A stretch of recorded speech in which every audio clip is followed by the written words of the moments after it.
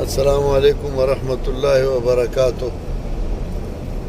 اب ہم مکہ مکرمہ سے روانہ ہوئے ابہا کی طرف، اور انشاءاللہ ہم 8 گھنٹے میں ابہا پہنچیں گے۔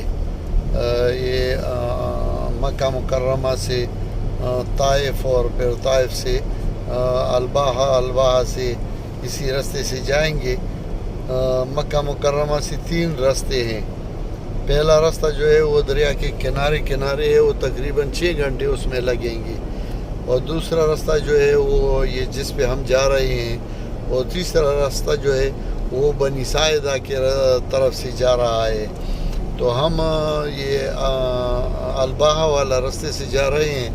یہ اب راستے میں جو جامعہ ام القریٰ ہے، یہ سامنے جو نظر آ رہا ہے، یہ سارا جامعہ ام القریٰ ہے۔ اسی راستے سے ہم گزر رہے ہیں، اور انشاءاللہ 8 گھنٹے میں ہم